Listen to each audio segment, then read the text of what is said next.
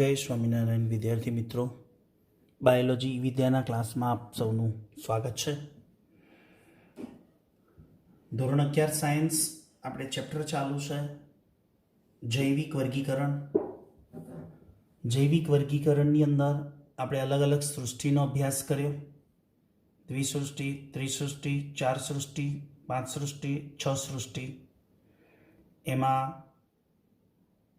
લિનિયસની દ્વિસૃષ્ટિ વર્ગીકરણ અને આરએચ વિટેકરની પાંચ સૃષ્ટિનું વર્ગીકરણ, એનો ડિફરન્ટ, એનો તફાવત આપણે જોઈ ગયા ને અગાઉના વિડીયો લેક્ચરમાં. ત્યાર પછી તમે સમજાવ્યું હતું કે પાંચ સૃષ્ટિનું જે વર્ગીકરણ છે વિટેકરનું, એને આપણે આગળ અભ્યાસ કરવાનો છે.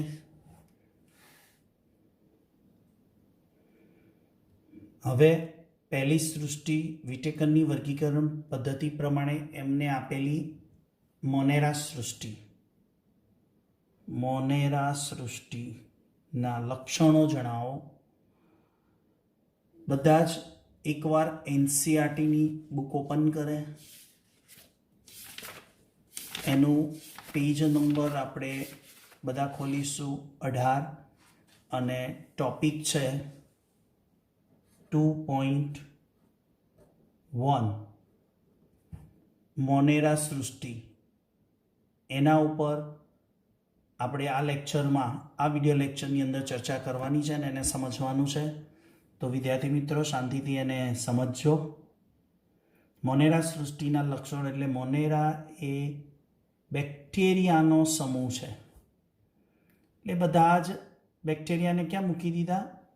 મોનેરા સૃષ્ટિ. એટલે મોનેરા સૃષ્ટિ એટલે બેક્ટેરિયાનું ગ્રુપ કહેવાય, જેમાં બધા જ બેક્ટેરિયા આવી જાય. આ સૃષ્ટિમાં બધા જ આદિકોષ કેન્દ્રીય સજીવોનો સમાવેશ કરવામાં આવે. આદિકોષ કેન્દ્રીય એટલે શું? યાદ કરો અગાઉ, જેના કોષમાં કોષ કેન્દ્ર પટલ લખાઈ દો ને ગઈ વખતે, અને કોષ કેન્દ્રિકા બંને ગેરહાજર હોય. અને એ કોષનું કોષ કેન્દ્ર કેવા પ્રકારનું હોય? પ્રાથમિક પ્રકારનું. માટે પ્રાથમિક કોષ કેન્દ્રીય સજીવો, જેને પ્રોકેરિયોટિક સજીવો કહેવાય. એટલે મોનેરામાં બધા કોણ આવશે કે જેનું કોષ કેન્દ્ર આદિ પ્રકારનું છે? મગજમાં ફિટ કરી દેજો કે જેનું કોષ કેન્દ્ર ક્યાંય પણ લખેલું જણાય કે પ્રોકેરિયોટિક છે અથવા આદિ કોષ કેન્દ્રીય છે અથવા તો પ્રાથમિક પ્રકારનું કોષ કેન્દ્ર છે, એ બધા જ શું કહેવાય? મોનેરન્સ. મોનેરા ગ્રુપમાં આવતા સજીવોને મોનેરન્સ કહેવાય. એવું પણ કોઈ રેફરન્સ બુકમાં નીટની લખેલું છે, મોનેરન્સ કહેવાય. તો મોનેરા સૃષ્ટિના જે સભ્યો છે એમાં કોનો અભાવ હોય? સૃષ્ટિમાં નહીં, એના કોષમાં. મોનેરા સૃષ્ટિના સજીવોના કોષમાં એક તો એના કોષમાં સાચા કોષ કેન્દ્રનો અભાવ હોય. ટ્રીવ ન્યુક્લિયસ. કયું? ટ્રીવ એટલે સાચું કોષ કેન્દ્રનો અભાવ હોય. તો સાચું કોષ કેન્દ્રનો અભાવ એટલે સાચું કોષ કેન્દ્ર કોને કહેવાય? કે કોષ કેન્દ્ર પટલ, કોષ કેન્દ્રિકા બંનેનો અભાવ હોય એટલે એ કોષ કેન્દ્ર શું કહેવાય? આદિ પ્રકારનું. પટલમય અંગિકાનો અભાવ હોય. રંગસૂત્ર અને હિસ્ટોન પ્રોટીન. એટલે આટલું ચોપડીમાં નથી. આ શું થયું? નીટ પ્રમાણે થયું કે મોનેરા સૃષ્ટિના સભ્યોમાં સાચા કોષ કેન્દ્રનો, એટલે કે નીટમાં પ્રશ્ન પૂછાઈ ગયો છે કે નીચેનામાંથી કોનામાં સાચા કોષ કેન્દ્રનો અભાવ હોય? તો તમને જુદા જુદા ઓપ્શનો એમાંથી શોધી કાઢવાનું કે કોણ મોનેરા ગ્રુપનું સજીવ છે. એટલે કે સાચા કોષ કેન્દ્રનો અભાવ કોનામાં હોય? મોનેરામાં. મોનેરામાં કોણ કોણ આવે? ધીમે ધીમે બધું આવડી જશે. તો જે મોનેરા સૃષ્ટિના સભ્યો છે એના કોષમાં સાચા કોષ કેન્દ્ર પટલ, કોષ કેન્દ્રિકા પટલમય અંગિકા, રંગસૂત્રો અને હિસ્ટોન પ્રોટીન આ બધું ગેરહાજર હોય. જેનામાં આ ગેરહાજર હોય ને એને મોનેરામાં જ મૂકવામાં આવે. ચલો સાઈડમાં બીજું જોઈએ, જનીન દ્રવ્ય. આ પણ આપણે નીટ પ્રમાણે ચોપડી ખોલીને જોશો તો અંદર નથી આપ્યું. જનીન દ્રવ્ય, જનીન દ્રવ્ય ન્યુક્લિયોઇડ તરીકે અથવા જીનોફોર, યાદ રાખજો, અથવા તો પ્રાથમિક રંગસૂત્રો હોય. રંગસૂત્રો જેવી રચના ના હોય, રંગસૂત્રો જેવી રચના હોય, સોરી, રંગસૂત્રો નહીં પણ રંગસૂત્રો જેવી રચના, પ્રાથમિક રંગસૂત્રો કહેવાય, જેને જીનોફોર કહેવાય. જનીન, જીનોફોર, ન્યુક્લિયોઇડ કહેવાય. સાથે સાથે યાદ રાખજો ખુલ્લું ડીએનએ. હવે તમને એમ થશે ખુલ્લું ડીએનએ કઈ રીતે? કોષ કેન્દ્ર પટલ તો છે નહીં. યાદ કરો આગળનો વિડીયો લેક્ચર કે જેમાં આદિકોષ કેન્દ્ર અને સુકોષ કેન્દ્રનો તફાવત સમજાયો હતો. બે મુદ્દા. ખુલ્લું ડીએનએ કેમ? ડીએનએ છે પણ એની ફરતે કોષ કેન્દ્ર પટલ નથી, ગેરહાજર છે. એટલે ડીએનએ ખુલ્લું હોય તો આરએનએ અને પ્રોટીન બધા ખુલ્લા હોય. તો આ થોડાક બે પોઈન્ટ નીટ પ્રમાણે છે, હજુ પણ નીટ પ્રમાણે જ છે. અને તમને એમ થશે કે મોનેરા સૃષ્ટિના આટલા બધા લક્ષણો ચોપડીમાં નથી. ડોન્ટ વરી, ચેપ્ટર નંબર 8 કોષ, કોષની અંદર બેક્ટેરિયાનો કોષ શીખવાનો છે, એમાં બધું રિપીટ કરીશ, ત્યાં બધું જ સમજવાનું છે. પણ અત્યારે કેમ લીધું મેં? આપણે મોનેરા સૃષ્ટિ શીખીએ છીએ. મોનેરા સૃષ્ટિની અંદર બેક્ટેરિયાનું ગ્રુપ છે. બેક્ટેરિયાનું ગ્રુપ છે એટલે બેક્ટેરિયા ઉપર ચર્ચા કરવાની છે આપણે અહીંયા. મોનેરામાં મુખ્ય કોણ? બેક્ટેરિયા. ચલો, રિબોઝોમ, બધા જાણીતું છે રિબોઝોમનું નામ. 70S પ્રકારના. હવે તમને સાથે 70 એટલે શું તેની ચર્ચા આપણે 8મા ચેપ્ટરમાં કરીશું. એસ એટલે તમારી જાણકારી માટે અત્યારે માહિતી આપી દઉં. સ્વેડબર્ગ, રિબોઝોમનો માપવાનો એકમ સ્વેડબર્ગ કહેવાય, એટલે એસ લખાય. કોષ દિવાલ, કોષ દિવાલ શાની બનેલી હોય છે? પેપ્ટિડોગ્લાયકેનની. શાની બનેલી? પેપ્ટિડોગ્લાયકેન. પેપ્ટિડોગ્લાયકેન એટલે બીજો શબ્દ શું કહેવાય?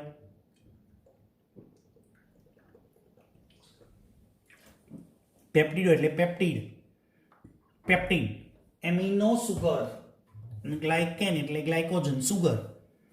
એટલે એની કોષ દિવાલ શાની બની હોય? બેક્ટેરિયાની એમિનો સુગરની. બેક્ટેરિયા કઈ રીતે પ્રજનન કરે? એટલે મોનેરા સૃષ્ટિના સભ્યો દ્વિભાજન પદ્ધતિ વડે,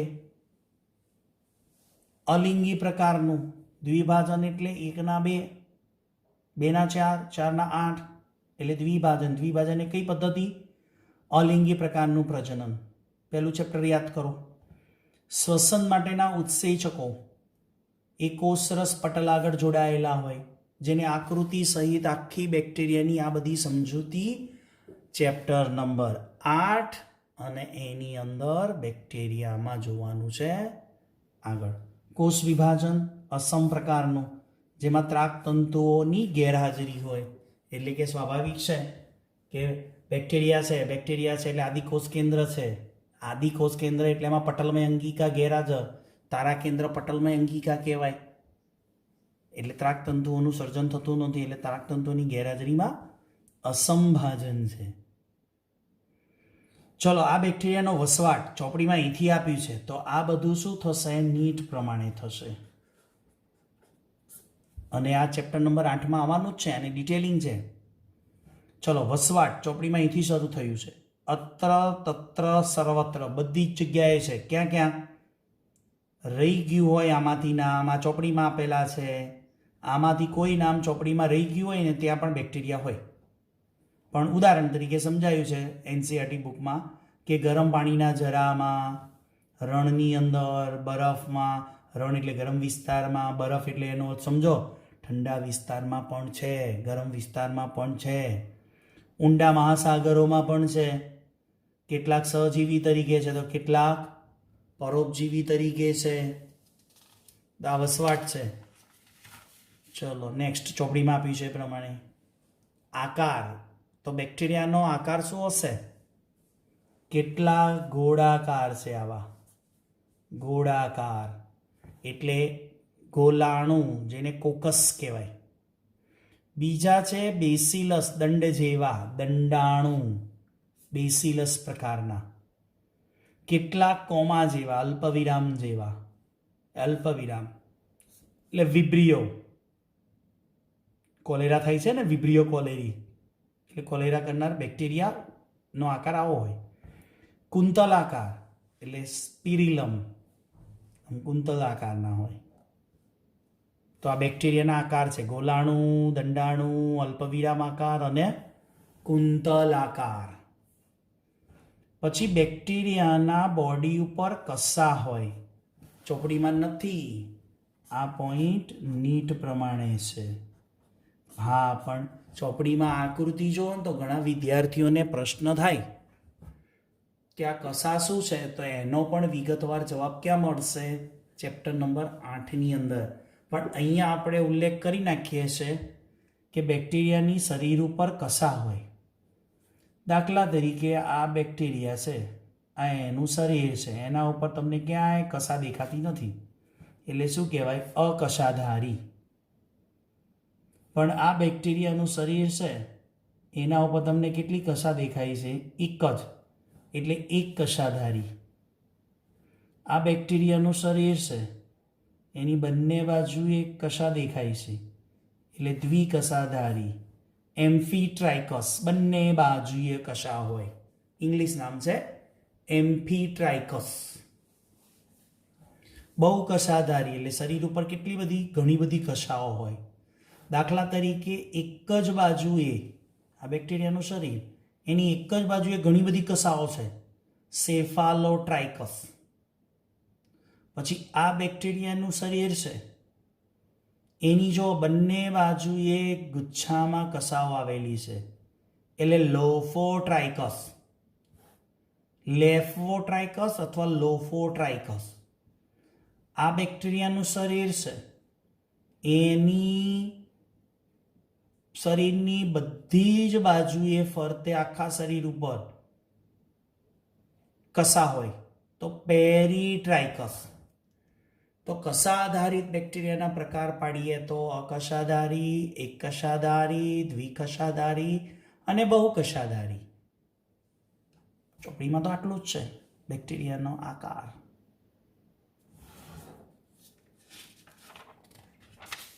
હવે ચોપડી પ્રમાણે બેક્ટેરિયાની મોનેરા સૃષ્ટિની રચના કેવી હોય? ખૂબ જ સરળ, એકદમ સરળ પ્રકારના. જેનો ચેપ્ટર 8માં મેં કીધું એમ સમજૂતી આપણે શીખવાની છે આખી. એ બેક્ટેરિયાનું વર્તન કેવું હોય? જટિલ. ચયાપચયમાં બેક્ટેરિયા અન્ય સજીવોથી વિવિધતા દર્શાવે. અન્ય સજીવોની સાપેક્ષે બેક્ટેરિયા ચયાપચયિક વિવિધતા દર્શાવે. ચોપડીની બેઠી લાઈન છે. હવે બેક્ટેરિયામાં પોષણ પદ્ધતિ કયા પ્રકારની છે, તો એને આપણે સમજવાનું છે. તો બેક્ટેરિયામાં પોષણ પદ્ધતિ મુખ્યત્વે બે પ્રકારની: એક સ્વયંપોષી અને બે પરપોષી. સ્વયંપોષીમાં એક પ્રકાશ સંશ્લેષી અને બીજા છે રસાયણ સંશ્લેષી. પ્રકાશ સંશ્લેષી એટલે પ્રકાશની હાજરીમાં ખોરાક બનાવે, એટલે પ્રકાશ સંશ્લેષી. અને રસાયણ સંશ્લેષી એટલે અકાર્બનિક રસાયણો વડે ખોરાક બનાવે. પણ પ્રકાશ સંશ્લેષી અને રસાયણ સંશ્લેષી બંને પોતાનો ખોરાક જાતે બનાવે, એટલે સ્વયંપોષી. એટલે કેટલાક બેક્ટેરિયા સ્વયંપોષી છે, એમાં કેટલાક પ્રકાશ સંશ્લેષી ને કેટલાક રસાયણ સંશ્લેષી.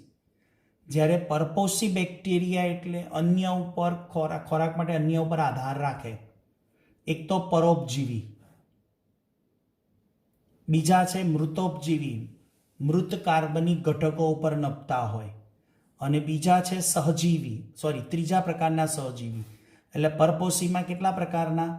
એક પરોપજીવી, બે મૃતોપજીવી અને ત્રણ સહજીવી પ્રકારના.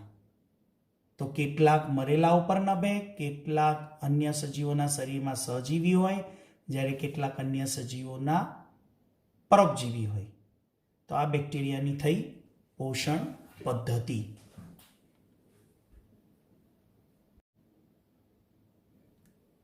હવે સમજીશું આપણે બેક્ટેરિયાના મુખ્ય પ્રકાર. બેક્ટેરિયાના મુખ્ય પ્રકારની અંદર મોનેરા સૃષ્ટિને બે ભાગમાં વહેંચી દીધી. એક આર્કી બેક્ટેરિયા અને બીજા છે યુ બેક્ટેરિયા, એટલે કે સત્ય બેક્ટેરિયા. મોનેરા સૃષ્ટિને જે બેક્ટેરિયાનું ગ્રુપ છે એને બે ભાગમાં વહેંચી નાખ્યું, એટલે 6 સૃષ્ટિનું વર્ગીકરણ થયું. ત્રિક્ષેત્ર વર્ગીકરણ ટાઇટલ જે કીધું હતું ને કે 2 લીટી ટાઇટલ છે. ત્રિક્ષેત્રની અંદર આર્કી બેક્ટેરિયા અને યુ બેક્ટેરિયા બે ભાગ પાડી દીધા. બાકીની 4 સૃષ્ટિ, એટલે 4, 5 અને 6 સૃષ્ટિ થઈ ગઈ. હુસ નામના વૈજ્ઞાનિકે, ખોલો આગળનો વિડીયો લેક્ચર, દ્વિસૃષ્ટિ, ત્રિસૃષ્ટિ, 4 સૃષ્ટિ, 5 સૃષ્ટિ ને 6 સૃષ્ટિ. 6 સૃષ્ટિની અંદર ચાર્ટ ખોલો, ચિતાર જુઓ, અથવા તો એની અંદર લખાણમાં જો મોનેરાના 2 ગ્રુપ પાડી દીધા છે. એક આર્કિયા અને બીજું છે યુ બેક્ટેરિયા. તો મેઇન 2 ગ્રુપમાં છે. હવે આર્કિયા બેક્ટેરિયાની સમજૂતી આપણે આ વિડીયો લેક્ચરમાં આગળ વધારીએ. આર્કિયાનો અર્થ શું થશે? આર્કી એટલે અશ્મિ, અને અશ્મિ એટલે તમને બધાને ખબર છે, અશ્મિ એટલે હંમેશા ડેડ હોય. ડેડ એટલે મીન્સ મૃત હોય, મરેલા સજીવોની છાપ હોય, કંકાલ હોય, અથવા તો શરીરનો કોઈ ભાગ હોય જે વર્ષો પહેલા પેટાળમાં અથવા તો ક્યાંક દટાયેલો, સચવાયેલો મળી જાય, તો એ અશ્મિ હંમેશા મૃત હોય. પણ આ બેક્ટેરિયા પૃથ્વી ઉપરના જીવંત અશ્મિ છે. કેવા છે? લાઈવ ફોસિલ, જીવંત અશ્મિ. માત્ર ને માત્ર પૃથ્વી ઉપર જો કોઈ જીવંત અશ્મિ હોય તો એ આર્કિયા છે. એટલે એવા બેક્ટેરિયા છે કે જે જીવંત અશ્મિ તરીકે છે, માટે બેક્ટેરિયાનું નામ શું પડ્યું? Archaea bacteria. પ્રાચીન સમયથી હાજર છે પૃથ્વી ઉપર. જ્યારે પૃથ્વી ઉપર અન્ય સજીવો કે માણસો પણ નહોતા, ત્યારથી આ આર્કિયા બેક્ટેરિયા હાજર છે. આ આર્કિયા બેક્ટેરિયાની ખાસિયત શું છે? એ અસાધારણ પર્યાવરણમાં વસવાટ કરે છે.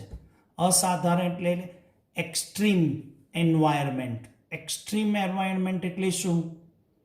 કે જ્યાં સજીવનું જીવવું શક્ય જ ના હોય, કોઈ પણ સજીવ ત્યાં જીવી ના શકે એવો વસવાટ.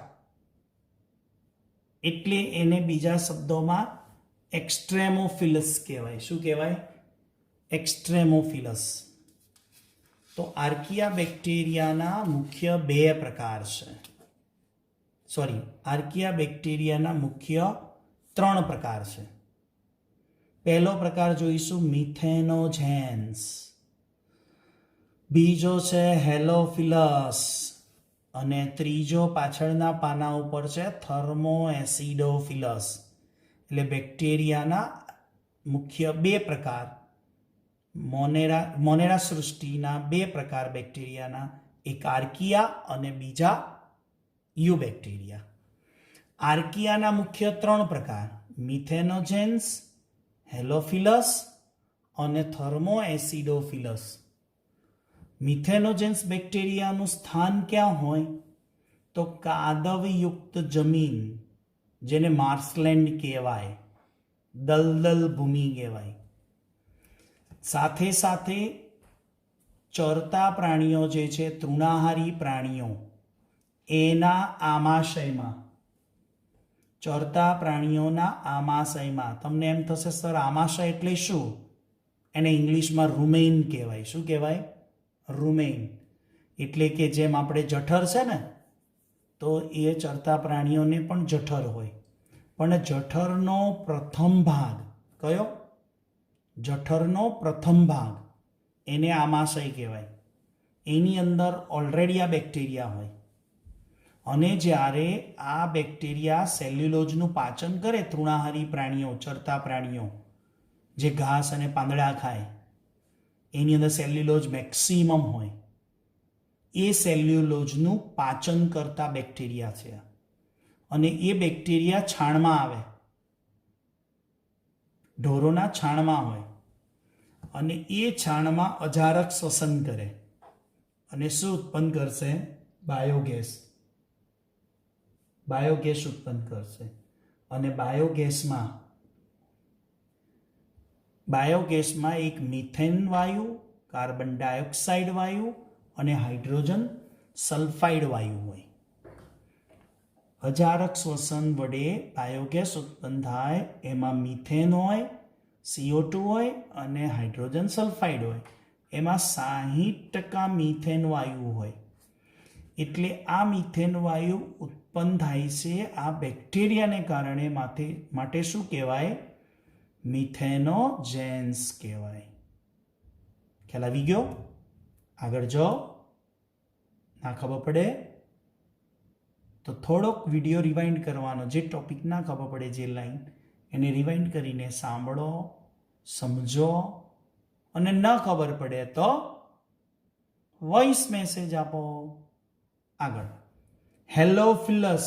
હા વિદ્યાર્થી મિત્રો, વોઇસ મેસેજ આપો ને તો એક નમ્ર વિનંતી છે, દરેક વિદ્યાર્થીએ પોતાનું નામ લખવું, નામ લખી અને પછી ક્વેશ્ચન વોઇસ મેસેજ રેકોર્ડ કરવો, અથવા કંઈ પણ પૂછવું હોય તો નમ્ર વિનંતી છે કે નામ લખો. અત્યારે આપણા 500 વિદ્યાર્થીઓ હોય, અલગ અલગ ગ્રુપના હોય, 11માના હોય, 12માના હોય, નીટના હોય, તો કયો વિદ્યાર્થી કયા નંબર ઉપરથી પૂછે છે, શું પૂછે છે ખબર પડી જાય. પણ કોણ પૂછે છે કોને ખબર? એટલે નામ અવશ્ય તમારું જણાવો. ઓકે, આગળ હેલોફિલસ. તો હેલોફિલસનું સ્થાન ક્યાં છે? અતિશય ક્ષારયુક્ત વાતાવરણમાં. અતિશય ક્ષારયુક્ત એટલે સોલ્ટી એન્વાયરમેન્ટ. સોલ્ટી એટલે દરિયા જેવા ખારા ભાગમાં એકદમ અતિશય ક્ષાર હોય. ઉદાહરણ તરીકે સમજી શકાય છે કે યુએસની અંદર ગ્રેટ સોલ્ટ લેક છે. ઉદાહરણ તરીકે યુએસમાં શું આવેલું છે? Great salt lake. અને એક બીજો ડેડ સી છે, મૃત દરિયો છે. એની અંદર ક્ષારનું પ્રમાણ વધારે છે. ત્યાં આ બેક્ટેરિયાનું અસ્તિત્વ જોવા મળ્યું છે અને જીવંત છે પાછા. આવા અતિશય ક્ષારની અંદર કોઈ પણ સજીવ રહી ના શકે, ત્યાં બેક્ટેરિયા રહી શકે છે. એની વિશેષતા શું છે? આશ્રુતિ નિયમન. તમને પ્રશ્ન થશે, આશ્રુતિ નિયમન એટલે શું? તો એક સિમ્પલ ઉદાહરણ આપું. તમારે દ્રાક્ષ હોય ને, લીલી અથવા તો સૂકી, એને એક દિવસે મીઠાના પાણીમાં મૂકી જોજો. લીલી કે સૂકી દ્રાક્ષને તમારે ક્યાં મૂકવાની? મીઠાના પાણીમાં મૂકી દેવાની 24 કલાક માટે. અને આફ્ટર 24 અવર્સ તમારે એ દ્રાક્ષને ડીશમાં લઈને ચેક કરવાનું. એ દ્રાક્ષનું શું થયું હશે જોઈ લેજો. તો બેક્ટેરિયાનું પણ એવું થવું જોઈએ ને. બેક્ટેરિયા પણ એક પ્રકારનો કોષ જ હોય ને. તો જો દ્રાક્ષના કોષની હાલત આવી થાય તો બેક્ટેરિયાના કોષની હાલત કેવી થાય? પણ આ બેક્ટેરિયા શું કરે છે? અતિશય ક્ષારમાં રહે છે, આશ્રુતિ નિયમન જાળવી રાખે. એમની કોષ દિવાલમાં ખાસિયત છે, એટલે એમને કંઈ થશે નહીં. એટલે એ અતિશય ક્ષારયુક્તમાં રહી શકે છે, જીવી શકે છે, સોલ્ટી વાતાવરણમાં રહી શકે. એટલે નામ આપવામાં આવ્યું હેલોફિલસ. નેક્સ્ટ, આર્કીબેક્ટેરિયામાં ત્રીજો પ્રકાર છે થર્મોએસિડોફિલ્સ. શું નામ? થર્મોએસિડોફિલ્સ. હવે થર્મોએસિડોફિલ્સ છે ને, એમાં બે ભાગ જુદા પાડી દો, થર્મોફિલસ અને એસિડોફિલસ. થર્મોફિલસ, થર્મો એટલે ગરમી, તાપમાન. વધુ ઊંચા તાપમાને કે વધુ નીચા તાપમાને, વધુ ઊંચા એટલે કેટલા? More than 100 degree, 120 degree, 100 degree તાપમાને રહી શકે. 100 ડિગ્રી તાપમાને બેક્ટેરિયા રહી જ ના શકે, એટલે તો પાણી ઉકાળીને પીએ છે. બધા જીવાણુ મરી જાય ઉકળેલા પાણીમાંથી. ઉકાળેલું ગરમ પાણી ઠંડુ પાણીને પીવાનું, તો કોઈ એક્વાગાર્ડ કે આરો પ્લાન્ટની જરૂર નથી. જીવાણુ એ મરી જાય અને ક્ષાર પણ ઉડી જાય. પણ આ બેક્ટેરિયા 100 ડિગ્રી કરતાં ઊંચા તાપમાને જીવે છે, એટલે જ તો એને થર્મોફિલ્સ કહેવાય છે. વધુ નીચા તાપમાને 0 ડિગ્રી સેલ્સિયસ કરતાં પણ નીચા તાપમાને જીવી શકે એવા બેક્ટેરિયા છે. થર્મોનો અર્થ અહીંયા એવો કરવાનો, તાપમાન, થર્મો એટલે તાપમાન જ થાય. પણ વધુ ઊંચા કે વધુ નીચા તાપમાને એટલે 0 ડિગ્રી, લેસ દેન 0 ડિગ્રીએ જીવનારા બેક્ટેરિયા પણ છે, અને મોર દેન 100 ડિગ્રીએ જીવવાવાળા પણ બેક્ટેરિયા છે. માટે નામ શું પડ્યું? થર્મોફિલ્સ. એસિડોફિલ્સ એટલે એસિડિક વાતાવરણમાં રહી શકે. હવે એસિડિક વાતાવરણ પણ કેટલું? પીએચ કેટલો હોય? એક કેટલું સખત એસિડ થયું જેનો પીએચ 1 હોય, યાદ છે ને? પીએચની ટાઈમલાઈન 0 ઉપર એટલે ન્યુટ્રલ, 7 ઉપર જાય તો બેઝિક, 7 થી નીચે જાય તો એસિડિક. તો આ તો 1 પીએચ છે. 1 પીએચ, જેનો 1 પીએચ હોય એવા વાતાવરણમાં, એવા એસિડિક વાતાવરણમાં રહેતા હોય એવા બેક્ટેરિયાને શું કહેવાય? એસિડોફિલ્સ. એટલે આર્કી બેક્ટેરિયાના મુખ્ય કેટલા ગ્રુપ હતા? 3. કયા કયા? મિથેનોજેન્સ, યસ, બીજા થર્મો એસિડોફિલસ, અને ત્રીજા હેલોફિલસ. તો આ થયા મોનેરા સૃષ્ટિ, મોનેરા સૃષ્ટિના આર્કિયા બેક્ટેરિયા. નેક્સ્ટ આપણે લેક્ચરની અંદર સમજીશું યુ બેક્ટેરિયા ઉપર, ટૂંકનો વિથ નીટ સાથે. આપણા વિડિયો લેક્ચરની અંદર એનસીઆરટીની ટેક્સ્ટબુકની સાથે જ્યાં જ્યાં જરૂર લાગશે ત્યાં નીટ પણ અંદર આપણે જોડે ઉમેરતા રહીશું, ટોપિકની સાથે જ. ઓકે, તો આવતા વિડિયો લેક્ચર સુધી સૌને જય સ્વામિનારાયણ.